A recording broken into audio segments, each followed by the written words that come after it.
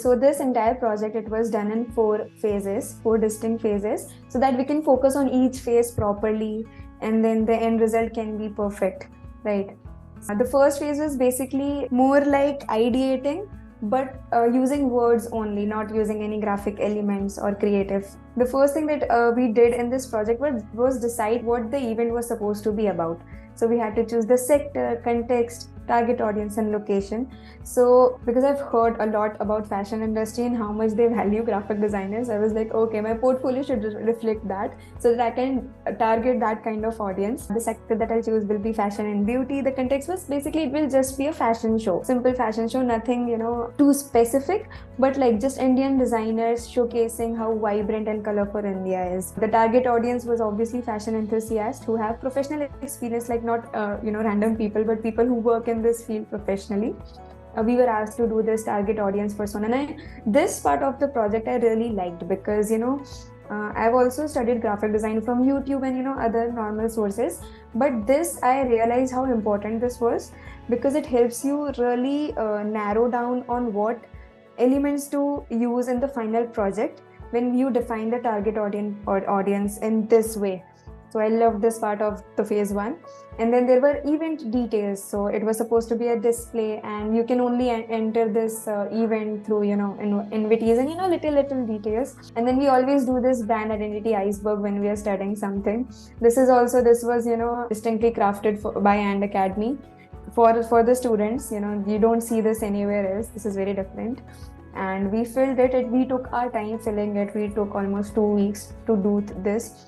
And not just this particular brand identity iceberg, I'm glad we did it, because it does not only help you with the graphic design process, but it also gives you an understanding of how things normally work in the professional, or in the, what do we call it, this on social media, when you go about the huge brands, how they work. It helps you understand that as well. So this is the best part. And then we have, finally, we get into the visual research. This was my visual research phase, where I was going through the already existing fashion show, fashion week shows that have existed in the past. And then there was a visual bank, so you can get into, so that you realize what the mood has to be of the event. And then we did this design inception worksheet, like Prachi ma'am always specified कि ये बहुत अच्छा, you have to do this very nicely, very thoroughly. And it was reviewed multiple times, so that we can get the most proper kind of context that we need to craft the project. And then I had this mood board. So in India, the fashion is still frowned upon in some places. So so what I wanted to do was, like, I wanted the modern feel that fashion has, but also carry the traditional and the culture that India carries in itself. So these were my messy ideations. They were really messy, and I did this in like 15 minutes, and that is what Sumedha ma'am asked us to do. Okay, do it as soon as possible. Don't think a lot about it, and don't narrow down in this stage. The kind of fabric that we use, and then the type of work we do on it. The design direction, like Sumedha ma'am helped us. What are the elements that we can actually use? What we should use? What works? What aligns with the brand values that we are looking for? And then we made a springboard. This was very interesting part. I loved this, because she told us why it is called a springboard, because it is supposed to make you jump higher steps. That is why it was called springboard, because it makes you jump towards the more sophisticated part of the project. You are basically targeting multiple steps in one go. So there was a format for this. Like here, the name has to be put in here, all the elements that you are going to use. And then you had a visual mood board here.